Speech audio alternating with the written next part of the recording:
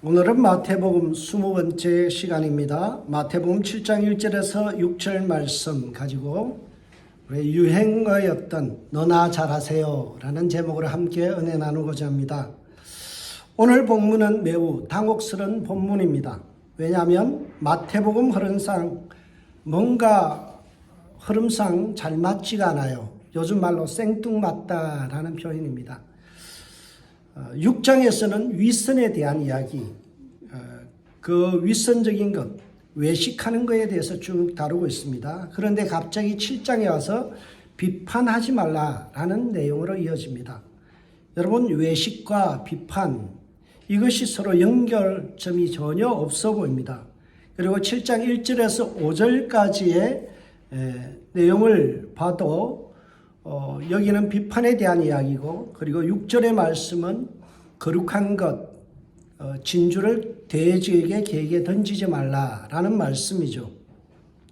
그래서 전혀 본문 1절과 5절과 6절은 또 전혀 어울리지 않는 그런 내용입니다. 그래서 우리는 당황스럽지요.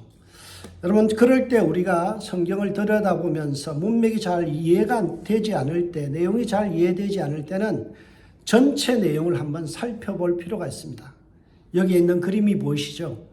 여러분, 코끼리, 거대한 코끼리를 보는데 각자가 선 위치에 따라서 보이는 것이 달라집니다.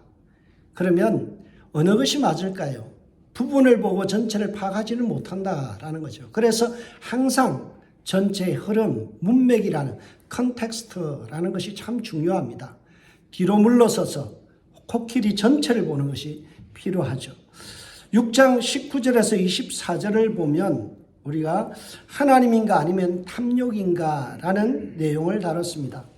제자답게 하나님의 사람으로 살아가려면 물질의 노예가 아닌 구제하며 베푸는 성도다운 삶을 살아가야 된다라는 것이 제시되었습니다. 그런 후에 21절과 23절에 보면 제자다운 삶, 긍휼과 베푸는 삶을 살기 위해서는 우리의 눈이 달라져야 된다. 관점이 달라져야 된다라는 말씀이 주어졌죠.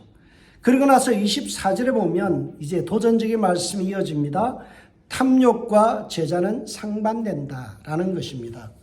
여러분, 우리가 탐욕과 제자는 상반된다.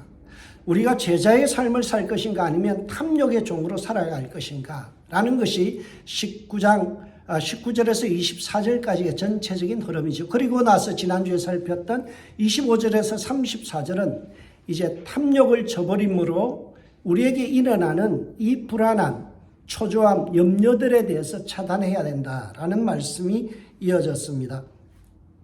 현실적으로 여러분, 주님의 제자의 길을 걸어간다는 것은 매우 불편합니다. 손해봐야 되고 나누어야 되고 구제하게 되면 나의 지갑을 열어야 되기 때문에 어때요? 우리의 삶 속에 염려가 찾아오죠. 이러다 망하는 거 아니야? 이러다 손해보는 거 아니야? 이러다가 괜히 나만 손해보는 거 아니야? 그런 생각들 때문에 우리는 주저하게 되고 당황하게 되죠. 그럴 때 지난주의 말씀이 뭘 이야기했는가요?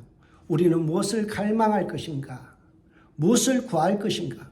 하나님을 구할 것인가? 아니면 욕심을 구할 것인가? 염려를 구할 것인가?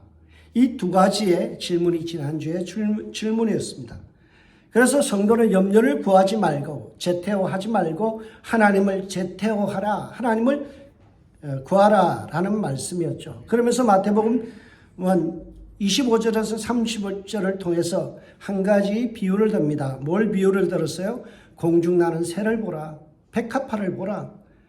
아무것도 하지 않는 수동적인 삶을 살아가는 백합화까지도 먹이시는 하나님인데 하물며 하나님의 형상으로 지음받은 너희를 돌보시지 않겠느냐. 그러니 염려하지 말고 하나님을 구해라. 염려하지 말고 하나님을 신뢰해라. 이것이 믿음이다 라는 겁니다. 여러분, 지난주 우리가 이러한 말씀을 쭉 이어져 와서 연구했습니다. 그래서 하나님을 신뢰하면 염려를 차단할 수 있다. 하나님을 믿는 믿음이 있으면 염려로부터 자유로울 수 있다라는 거예요. 이게 제자의 모습입니다. 그런데 갑자기 오늘 내용은 다른 내용으로 이어집니다. 그게 뭔가요? 비판하지 말라라는 말씀이죠. 앞에는 쭉 잘 나왔는데 갑자기 비판하지 말라. 이것이 앞의 내용과 어떻게 연결될까요? 저는 오늘 본문의 내용을 연구하면서 한 가지 발견한 것이 있습니다. 그게 뭔가 하면 우리가 제자답게 염려하지 않고 주님만 바라보고 구제의 삶을 살아가고 베풀며 살아가고 이렇게 제자다운 삶을 살아가다 보면 자칫 잘못하면 우리가 위선적인 신앙으로 추락할 수 있어요. 그게 뭔가 하면 우리가 내가 잘하기 때문에 남들을 함부로 정죄하고 판단하게 된다는 거예요. 내가 좀 제자답게 살기 때문에 나의 눈에 안 차는 거예요. 그래서 지적질합니다. 이래라 저래라 지적질하죠. 여러분 자신의 시각으로 남들을 정죄하기 시작합니다. 이것은 굉장히 위선적인 모습이에요. 왜냐하면 왜 이렇게 우리가 다른 사람을 지적질할까요? 내 속에 그런 부분이 더 많기 때문에 그래요. 여러분 자신의 허물을 감추기 위해서 남들을 자꾸만 지적질합니다. 남들을 판단하고요. 남들을 정죄합니다. 내 안에 있는 허물을 남들에게 들키고 싶지 않으니까 공공의 적을 만드는 거예요. 그래서 김 집사가, 박 장로님이, 김 권사가 이러면서 더 큰 소리로 모든 사람의 시선이 누구에게요? 내가 말하는 그 사람에게 쏠리기를 바라고 나는 빠져나가고 싶은 거예요. 그래서 많은 사람들이 위선적으로 내 속에 있는 이 죄악된 모습을 가리고 남들의 허물을 계속해서 가십거리로 씹으면서 어때요? 그 사람을 험담하면서 자기를 높이려는 이 허물, 이 위선적인 모습이 우리에게 드러난다는 거예요. 여러분 제자 훈련 받는 거 참 좋습니다. 많이 연구하고요 하는 거 좋습니다. 그런데 우리가 성숙해 가면서 나타나는 잘못된 하나의 습관이 있는데 그것은 남들을 함부로 정죄하고 판단한다라는 사실이에요. 쟤보다 내가 더 낫잖아. 그러면서 남들을 끌어내려 나를 높이려는 이 위선적인 태도. 제법 자신이 좋은 크리스찬이라고 착각에 빠져서 남들을 비난하죠. 그래서 예수님께서 오늘 7절에 말씀합니다. 그렇게 구제하고 성실하게 나누며 주님의 길을 살아가는 거 참 좋다. 물질의 노예가 아닌 구제하며 살아가는 거 참 아름답다. 그런데 네가 잘 산다고 해서 네가 제자답게 산다고 해서 좀 그래도 괜찮게 예수님 제자의 모습을 흉내낸다고 해서 남의 인생을 함부로 판단하는 것, 지적하는 것, 평가하는 것, 그것은 위선이다라는 것입니다. 그래서 예수님께서 오늘 7장 이전에 비판받지 아니거든 비판하지 말라 메 크리데테라는 단어를 씁니다. 이 크리데테라는 말이 크리노에서 온 단어예요. 크리노라는 이 단어는요 비판이라는 단어인데 네 가지 개념이 함께 들어가 있습니다. 여러분 우리는 비판하면 남들을 향하여 험담하고 또는 지적하는 것만 생각하죠. 근데 오늘 이 크리노라는 단어는 분석하다, analyze 하는 것, 분석하는 것, 평가하는 것, 그 다음에 정죄하는 것, 형벌을 내리는 것, 이 네 가지가 크리노라는 단어에 들어있는 네 가지 의미입니다. 오늘 본문은 우리가 함부로 남을 정죄하는 것을 금하는 것뿐만이 아니라 형벌을 내리는 것, 그것도 금지한다. 우리가 흔히 그러죠. 그렇게 돼서 고소하다. 그렇게 돼도 싸다. 내가 형벌을 내리고 있는 거예요. 더 나아가서는 그 사람의 상황과 선택을 분석해요. 그리고 평가까지 해요. 그것을 성경은 하지 말라는 거예요. 흔히 우리는 이런 말 하죠. 내가 알기로는 그러면서 나의 생각으로 그 사람의 상황을 분석해요. 그 사람의 처지에 대해서 내가 알기로는 이러면서 이 사람에 대해서 평가해요. 내가 그럴 줄 알았어. 그러니 이혼당했지. 그러니 자식이 그 모양이지. 뭘 보고 배웠겠어? 이런 말들이 다 뭐예요? 내가 평가하는 거예요. 내가 지적하는 거예요. 내 나름대로 정죄하는 거예요. 이 모든 말이 뭐예요? 크리노라는 단어 속에 들어있는 거예요. 그러면 성경은요, 남의 인생에 대해서 함부로 참견하지 말라는 거예요. 우리가 제자답게 살아가고 좀 고급스러운 그리스도의 삶을 살아간다고 해서 남의 인격과 삶을 짓밟을 권리는 우리에게 없습니다. 내가 좀 헌신한다고 해서 헌신하지 않는 사람을 함부로 평가할 권한이 나에게는 없어요. 제법 제자답게 산다고 남들을 함부로 평가해서는 안 되는 것이 오늘 본문의 핵심입니다. 수많은 그리스도인들은 내가 좀 재물에 물질에 청지기로 산다고 또는 내가 제법 헌신한다고 남들을 함부로 평가하는 폄하하는 경우들이 참 많이 있습니다. 너 그거밖에 안 돼? 목사가 돼가지고 장로가 돼가지고 새벽기도 빠져? 다 뭐예요? 평가예요. 지적질이에요. 어떻게 장로가 그런 말 할 수 있어? 뭐예요? 다 우리의 잣대를 가지고 남을 평가하는 거예요. 비판하는 거예요. 그럴 돈 있으면 나처럼 헌금이나 많이 해. 다 뭐예요? 잘못된 표현이에요. 비판적인 태도를 들으면 자기의 어려움을 은근히 자랑하려는 이 위선이에요. 나는 이렇게 하고 있어. 왜 너는 이렇게 못해? 라는 이 위선적인 태도를 우리는 드러낸다는 거예요. 이것은 인격살인이며 언어적 폭력이라는 사실이에요. 매우 옳지 않은 태도입니다. 그래서 마태는 마태복음 5장을 통해서 예수님의 육성을 우리에게 들려줍니다. 긍휼히 여기는 자는 복이 있나니 긍휼히 여김을 받을 것이며, 산상수훈을 시작하면서 팔복에서 주님께서 우리에게 하신 말씀이에요. 긍휼해라라는 거예요. 왜 남의 인생에 대해서 감나라 배나라 하는 거예요? 왜 남이 헌신하지 않는 거, 남이 일하지 않는 거에 대해서 왜 마르다처럼 불평하나요? 그러면 하지 마세요. 그럴 것 같으면 하지 마세요. 하고 죄 짓는 것보다 안 하고 죄 안 짓는 게 더 나아요. 우리는 헌신하면서 남들을 함부로 긍휼의 눈이 아닌 정죄의 눈으로 바라보는 것, 이것이 굉장히 문제라는 거예요. 여러분, 우리가 제자로서 탐욕을 버리고 사는 것 참 아름다운 것이고요. 헌신하는 것 주님 앞에 귀한 것이고요. 주님 앞에 물질이 청지기로서 살아가는 건 매우 훌륭한 일입니다. 거기까지예요. 내가 그렇게 살았기 때문에 남들을 이렇게 하라, 저렇게 하라, 너 왜 못하냐, 왜 안 하냐라고 다그치는 것은 굉장히 위선적이에요. 여러분, 우리가 우리 속에 있는 탐욕을 추방하고 이웃을 긍휼히 여기는 것 참 좋습니다. 그렇게 살아야 되죠. 또한 헌신과 베품이 자기 의가 되어서는 안 된다는 거예요. 남을 정죄하고 비판하는 칼날로 쓰임받는 헌신이 되어서는 안 된다는 거예요. 여러분, 정의 없는 비판, 사랑이 없는 분석은 타인을 상하게 합니다. 경직되고 지나치게 까다로운 비판은요, 성도들의 삶을 우리를 무너뜨리는 굉장히 나쁜 거예요.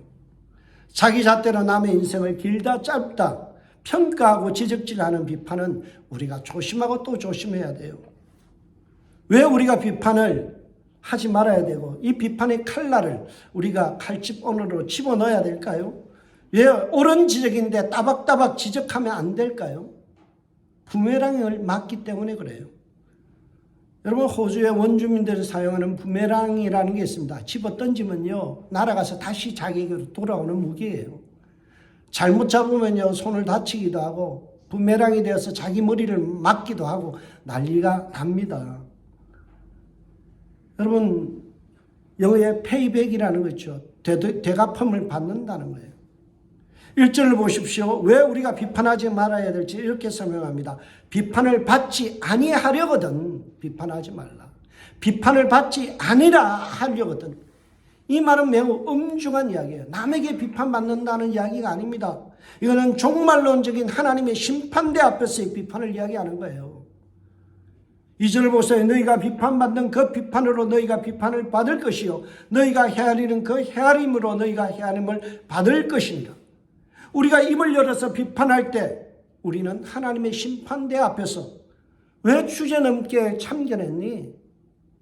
왜 내가 그에게 허락한 일을 너는 안 된다라고 그렇게 지적질했니? 하나님이 우리에게 묻는 거예요. 하나님이 심판대 앞에서 나를 다그친다는 거예요. 왜 그 인생을 함부로 비판하고 폄하했니? 그렇게 주님 우리에게 물어보신다는 거예요. 이게 심판대 앞에서 우리가 심판받을 일이고 또 우리가 판단받고 비판받는 일이다라는 거예요. 그래서 마태는 헤아림이라는 단어로 설명합니다. 너희가 헤아리는 그 헤아림으로 너희가 헤아림을 받을 것이리냐. 우리가 타인을 헤아릴 때 우리는 무엇을 헤아리는가 하면 하나님의 형상을 판단하고 있다는 거예요. 하나님이 만든 작품과 하나님이 만든 인생을 우리가 함부로 평가하는 거예요. 우리가 그 어떤 성도에 대해서 왜 쟤는 저 모양이니? 라고 하는 순간 어떤 의미가 되는가 하면 하나님 왜 저 사람을 저 모양으로 만드셨어요? 이런 말이에요. 내가 하나님의 형상을 향하여 함부로 평가하는 그 순간 하나님을 향하여 나는 평가하고 있는 거예요. 하나님 솜씨 그거밖에 안 돼요? 하나님 왜 저 김집 사는 사람 저 인생 저렇게 만드셨어요? 왜 그렇게 깨져지하게 만드셨어요? 누구 잘못이라는 거예요? 하나님이 잘못 만들었다는 거예요. 하나님의 형상으로 지음받은 인생이기 때문에 우리는 어때요? 그 인생을 함부로 평가하거나 판단할 권한이 우리에게는 없다라는 거예요. 로마서 2장 1절에서 2절로 이런 말씀이 있습니다. 그러므로 남을 판단하는 사람아 누구를 막론하고 내가 핑계하지 못할 것은 남을 판단하는 내가 너를 정죄함이니 판단한 내가 같은 일을 행함이라. 이런 일을 행하는 자마다 하나님의 심판이 진리대로 되는 줄 우리가 아노라. 하나님의 심판이 진리대로 되는 줄 아노라. 여러분 우리가 함부로 남을 평가하고 정죄하고 비난할 때요 하나님이 나를 향하여 평가하시고 정죄하신다는 사실이에요. 그래서 우리는 비판을 멈춰야 됩니다. 비판 대신에 화해하고 축복하는 것이 우리의 의무요 우리의 그리스도인의 삶이에요. 나보다 제자답게 살지 못하는 사람, 평신도들 중에서 나보다 뒤에 믿어서 아직 신앙이 어린 사람들, 그래서 뭔가 모르는 사람에 대해서 우리가 그들을 위하여 축복해야지 그들이 신앙이 없다고 해서 함부로 비난할 수 있는 권한이 없다라는 거예요. 마태복음 5장 21절과 24절에 통해서 보면 형제와 화목할 것을 이야기합니다. 예물을 제단 앞에 두고 먼저 가서 형제와 화목하고 그 후에 와서 예물을 드리라. 멋지게 예배드리는 퍼포먼스보다 더 중요한 게 뭐라고요? 화해하는 거예요. 형제를 존귀하게 여기는 거예요. 그의 인격을 존중하는 거예요. 여러분 많은 사람들이 교회에 와서 예배를 멋있게 드리는데 혈안이 됐어요. 여러분 예배는 퍼포먼스가 아닙니다. 어떤 공연이 아니에요. 큐시트대로 움직이는 것이 예배가 아니에요. 예배라는 것은 하나님과의 인격적인 만남이에요. 근데 하나님은 어떤 사람을 만나 주시는가 하면 형제가 서로 화목한 상태에서 나온 사람을 주님은 받아주세요. 미움 가운데 정죄 가운데서 불편한 마음을 가지고 백날 예배드려도 하나님은 소용없는 거예요. 하나님은 받지 않으세요. 예물을 드리는 것보다 예배보다 우선된 게 뭐라고요? 네가 형제를 용서했느냐, 긍휼의 눈으로 바라봤느냐, 그리고 화해했느냐라는 거예요. 5장 43절에서 48절, 6장 12절에서 15절을 통하여 끊임없이 산상수는 우리의 오늘 본문에 이르기 전까지 뭘 이야기해요? 형제를 사랑하며 이웃을 사랑하라, 용서하라. 이 말씀 계속하고 있습니다. 성도는 타인의 삶에 대하여 취해야 될 유일한 태도는 긍휼, 관용이라는 거예요. mercy라는 거예요. 비판이 아니라 수용하며 화해하며 환대하는 거예요. 웰컴하는 거예요. 그러나 자신의 실수에 대해서는 우리는 매우 엄격해야 됩니다. 제가 좋아하는 한자 중에 춘풍춘삼이라는 게 있어요.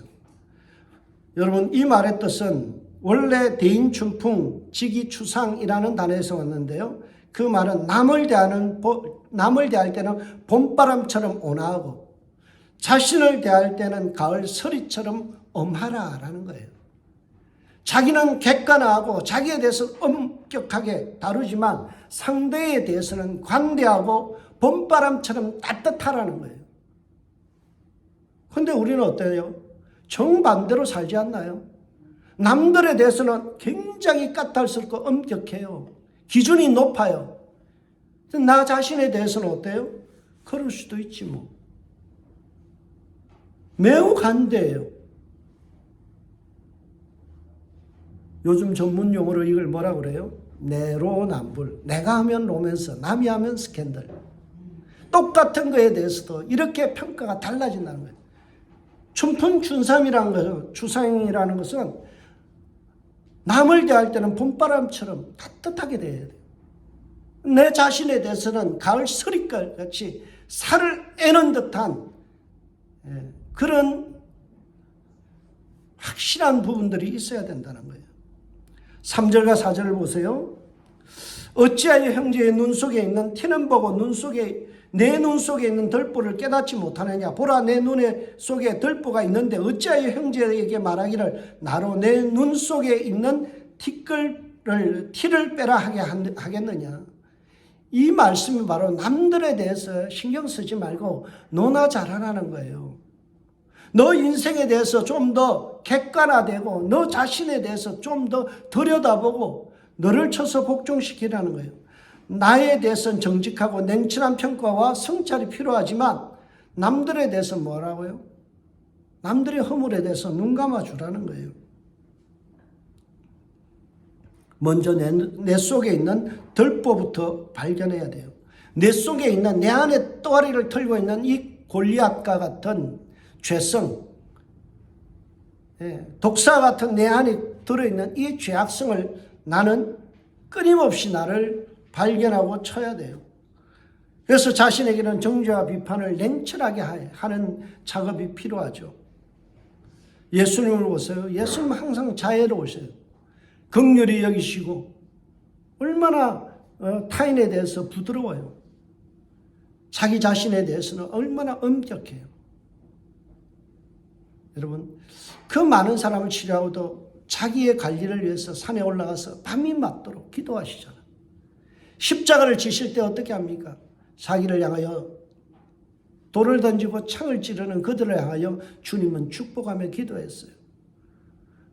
강도를 향하여 낙원에 있게 해달라는 그 간청, 염치 없는 간청도 주님은 들어주셨어요. 얼마나 자애로워요. 얼마나 긍휼이 많아요. 예수 믿는다는 것은 예수의 삶을 쫓아가는 삶이에요. 예수님의 긍휼한 시선을 우리는 봐야 돼요. 오늘 본문은요, 우리에게 뭔가를 지적합니다. 그게 뭔가 하면 내 속에 있는 죄성이 얼마나 큰지 보라는 거예요. 내 눈 속에 있는 덜보부터 보라는 거예요. 여러분, 덜보가 뭔가 하면요, 집을 지을 때 기둥 있죠. 그게 덜보예요. 큰 나무예요. 근데 여기에 도코스라는 말은 지붕을 떠받치는 큰 제목이라는 뜻이고요. 여기에 티라는 말은 카르포스라는 말은 무슨 말인가 하면 이거는 톱밥이에요. 여러분, 나무를 썰어 보시면 톱밥이 작은 게 나오잖아요. 그건 톱밥하고 뭘 비교해요? 덜보하고 비교하는 거예요. 큰 나무에 얼마나 많은 톱밥이 나오겠어요. 남들의 허물은요, 나의 허물에 비하면 아무것도 아니라는 거예요. 내가 더 큰 죄인이라는 거예요. 내가 허물이 더 많은 존재라는 거예요. 그래서 오늘 성경은 너희의 눈에 있는 덜보부터 보라는 거예요. 큰 죄, 큰 죄인, 그걸 먼저 인식하라는 거예요. 성경은 우리에게 뭐라고 말씀합니까? 1만 달란트 빚진 자다라고 하죠. 근데 우리는 어떻게 하나요? 나에게 빚진 100데나리온 빚진 자를 막 잡아 죽이려고 하지 않나요? 남의 허물을 100데나리온 빚진 자 보면 우리는 잡아 죽이려고 그래요. 그 사람의 허물을 끊임없이 대해서 전화해서 서로가 이야기해요. 이랬대 저랬대. 그러나 정작 자기 안에 있는 골리앗, 자기 안에 있는 그 큰 덜보에 대해서는 전혀 인식하지 못하는 거예요. 그래서 우리는 우리 속에 있는 큰 덜보 같은 죄악들을 발견하고 내게 빚진 1만 달란트 빚진 자가 100데나리온 빚진 자를 용서하는 그런 일들이 일어나야 돼요. 교회 안에서는 용서와 용납만이 있을 뿐입니다. 교회 안에서는 판단하고 정죄하고 지적질하는 것은요, 추방해야 돼요. 마태는 오늘 본문의 교회 안에서 타인에 대하여 비판적이고 배타적인 태도를 지적하면서요, 정말 중요한 단어를 하나 써요. 그게 뭔가 하면 아델포스라는 단어입니다. 어찌하여 형제의 눈 속에 있는 티를 보고, 여기에 있는 아델포스라는 단어는 형제라는 거예요. 여러분, 내가 비판하고 비난하는 사람이 누구라고요? 우리의 지체 형제라는 거예요. 남이 아니라는 거예요. 그래서 내가 그 사람을 지적하면요, 그 사람을 향하여 뭔가 지적하면 뭐라고요? 자기 얼굴에 침 뱉기라는 거예요. 여러분, 자기 형제들 욕해보세요. 그거 집안 망신입니다. 여러분, 어디 가서 목사, 제가 부족하지만 목사 욕하지 마세요. 여러분 얼굴에 침 뱉는 거예요. 여러분, 타 교인들 앞에서 목사 함부로 평가하지 마세요. 장로님 함부로 욕하지 마세요.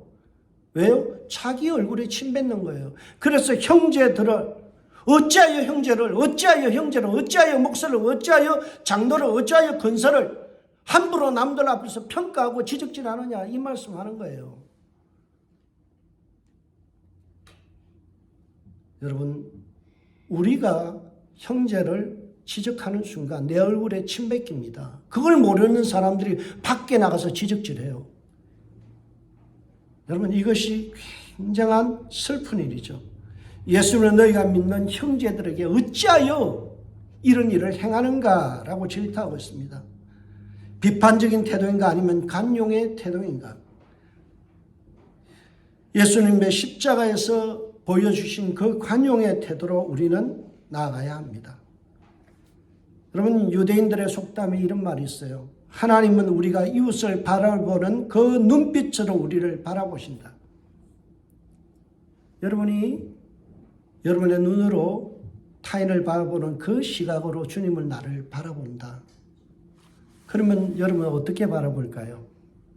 굉장히 사랑스럽게 바라보실 거예요. 왜요? 내가 사랑받고 싶으니까.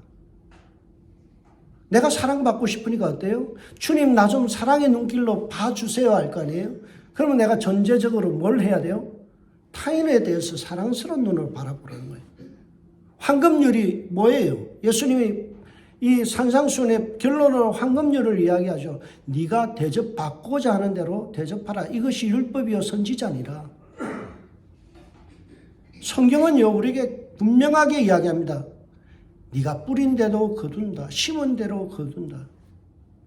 내가 긍휼의 눈으로 사람들을 바라보기 시작하면 모든 사람이 너를 긍휼의 눈으로 바라볼 주실 것이고, 하나님도 나를 긍휼의 눈으로 바라본다. 그런데 째려보는 눈으로 쳐다보는 순간 주님도 나를 째려보신다. 이게 굉장히 심각한 일이죠. 여러분, 우리가 주기도문을 외울 때 뭐라고 이야기합니까? 내가 다른 사람을 용서해 준 것만큼만 나를 용서해 주세요. 더도 말고 덜도 말고. 그렇게 우리는 매일 기도하잖아요. 주님께서는 신실하셔서 그 기도 응답 잘해 주십니다. 그러니까 어떻게 할까요? 내가 용서한 만큼만 용서해 주는 거예요. 내가 긍휼을 베푼 만큼만 나에게 긍휼이 임하는 거예요. 우리의 입으로 고백한 대로 주님은 갚아주시는 겁니다. 여러분, 우리가 남들을 향하여 용서하지 않으면서도 내가 용서받기를 원하고, 나는 아직도 불안하고 나는 아직도 불완전한 존재임에도 불구하고 남들을 함부로 평가하고, 내가 제자훈련 좀 받았다고, 내가 성경 공부 좀 했다고, 내가 헌신 좀 한다고, 내가 헌금 좀 한다고 함부로 남들을 갖다가 이러니 저러니 비난하고 정죄하는 순간 뭐예요? 위선자라는 거예요. 5절 보십시오. 외식하는 자요. 오늘 이 7장의 내용은 6장에서 이야기한 외식의 문제와 그대로 또 연결되는 거예요. 외식하는 자여, 먼저 눈 속에 있는 들보를 빼어라. 그 후에야 밝히 보고 형제의 눈 속에 티를 빼리라. 여기 끊임없이 나오는 게 뭐예요? 눈이라는 단어예요. 관점이라는 거죠. 네가 사람을 보는 관점이 바뀌지 않으면 그것은 외식이다라는 거예요. 제자 훈련 받으면 받을수록, 성경을 읽으면 읽을수록 우리 눈에서 반짝반짝 빛나야 될 눈이 어떤 눈이라고요? 긍휼의 눈, 자비의 눈이에요. 함부로 헐기고 째려볼 수 있는 대상이 아무것도 없어요. 여러분, 성경은 끊임없이 우리에게 말씀합니다. 뭐라고요? 우리가 끊임없이 왜 너는 나처럼 못하느냐 하는 그 사람을 향하여 Do not judge, 함부로 정죄하지 말라라고 이야기하죠. 여러분, 우리가 이런 탐욕에 쩔어 사는 것도 잘못되었지만 내가 좀 제자답게 산다고 해서 왜 너는 그렇게 못 살아라고 지적하는 것, 이건 위선이다라는 것을 오늘 성경은 우리에게 말씀해 줍니다. 그리고 나서 뭐라고요? 너나 잘하세요. 제발 좀 너나 잘하세요. 여러분, 이영애 씨가 명언을 남겼잖아요. 너나 잘하세요. 오늘날 우리 그리스도인들이 내 자신에 대해서 엄격하지 못하고 내 자신에 대해서 철저하지 못하면서 남들에 대해서는 왜 그렇게 비난하고 관심이 많은지 모르겠어요. 여러분, 우리 속에 있는 이 부분들, 욕망과 탐욕을 잘라낸과 더불어 남들을 향하여 비난하고 하는 이 잘못된 것들을 우리 스스로가 절제할 수 있길 주의 이름으로 축복합니다. 그런 다음에 우리가 해야 될 것은 타인에 대한 분별력을 갖추라는 거예요. 분별력. 6절을 보십시오. 이거는 분별력에 대한 이야기예요. 거룩한 것을 계획에 주지 말며 너희 진주를 돼지 앞에 던지지 말라. 그들이 그것을 발로 밟고 돌이켜 너희를 찢어 상하게 할까 염려함이라. 오늘 본문은요, 우리가 사람을 갖다가 함부로 비판해서도 안 되지만 또 뭘 해서도 안 된다고요? 순진해서 쏘가 넘어가서는 안 된다는 거예요. 사람을 긍휼히 여기는 건 좋아요. 그런데 우리가 뭘 하라고요? 분별력을 가지고 사람은 대할 필요가 있다라는 것을 이야기합니다. 여러분, 순수한 것과 순진한 것은 달라요. 어떻게 다를까요?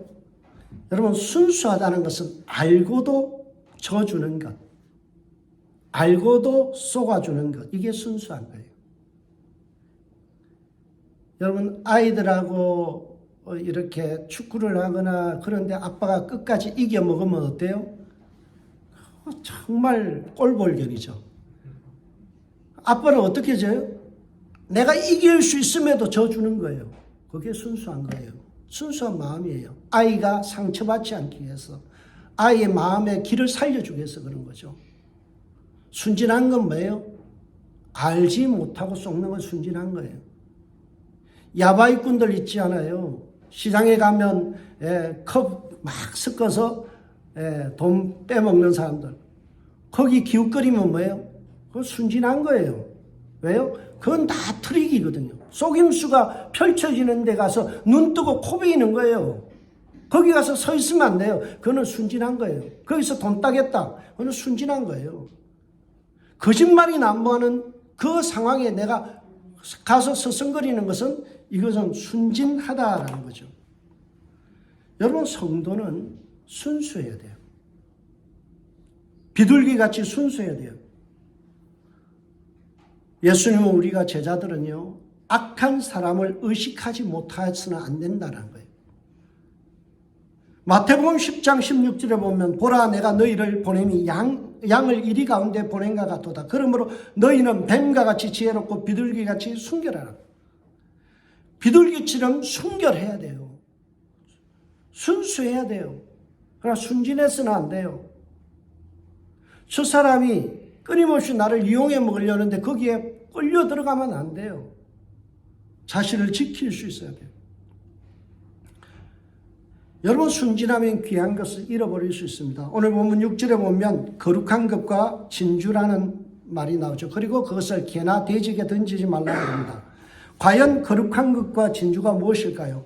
오늘 본문을 깊이 연구한 학자들을 보면니까 WBC 성경이라든지 그 코멘터리라든지 아니면 BCNT라는 권위 있는 이 베이커 주석을 보면 거룩한 것은 천국 메시지, 구원의 복음이다라고 설명합니다. 마태복음 13장 45절에서 46절에 보면 어떤 비유가 나가요? 천국은 마치 좋은 진주를 구하는 장사와 같으니 극히 값진 진주 하나를 발견하며 가서 자기의 소유를 다 팔아 그 진주를 사느니라. 이게 무엇에 대한 이야기예요? 천국은 진주와 같다는 거예요. 진주라는 것은 천국 복음이고 우리가 천국 갈 수 있는 구원의 메시지죠. 이 귀한 복음을 하나님의 나라에 갈 수 있는 이 천국의 메시지를 개와 같은 사람들 그리고 죄송하지만 돼지 같은 사람들에게는 함부로 던져서는 안 된다는 거예요. 유대인들에게서 부정한 돼지와 개 같은 존재가 누군가요? 하나님을 부정하는 바로 이방인들이죠. 그래서 마태복음 15장 26절에 보면 예수님께서도 뭐라고 해요? 수로보니게 여인을 향하여 자녀의 떡을 개에게 던짐이 마땅치 않다 그런 표현하시죠.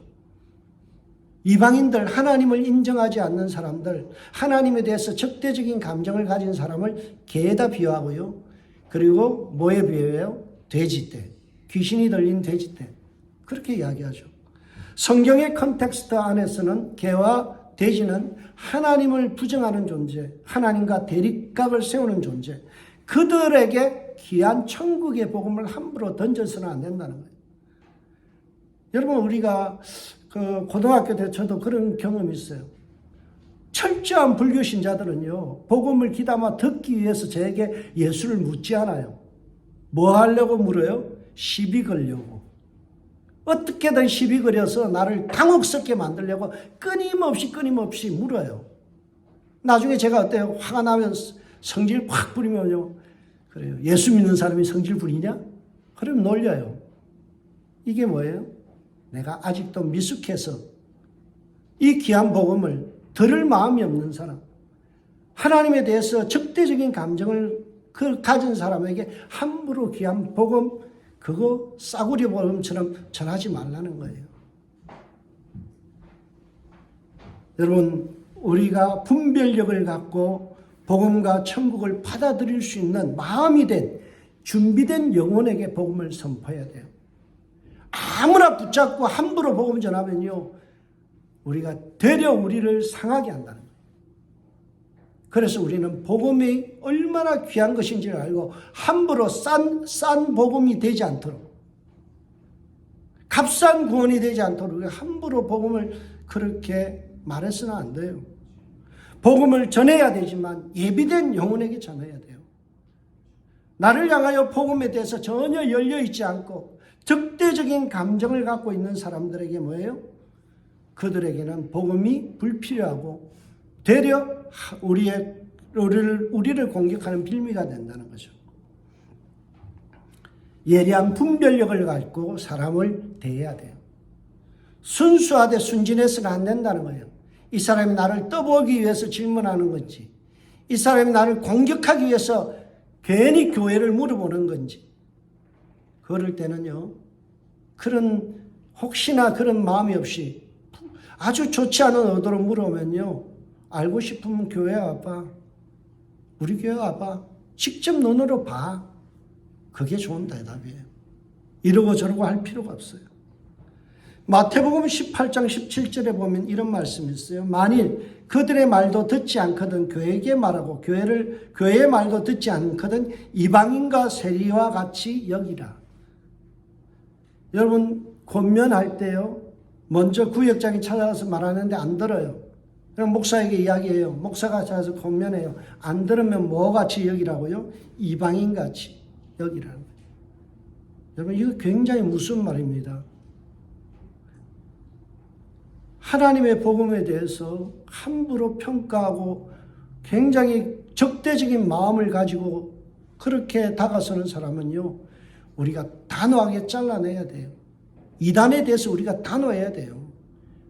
교회를 어지럽게 하려고 다가오는 이단들에 대해서 관용이 아니에요. 그거는 분별하고 그들을 교회 밖으로 밀어내야 돼요. 그것이 지혜로운 거죠.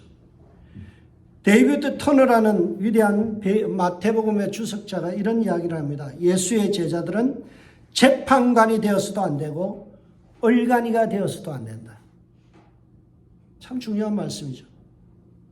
우리가 함부로 남의 인생을 감나라 배나라 판단하고 지적질해서도 안 되지만 순진해서 얼간이처럼 쏘가 넘어가서도 안 되고 복음의 순수성을 해치고 이단들이 와서 판치는데 그 영혼 불쌍히 여깁시다. 그게 아니에요.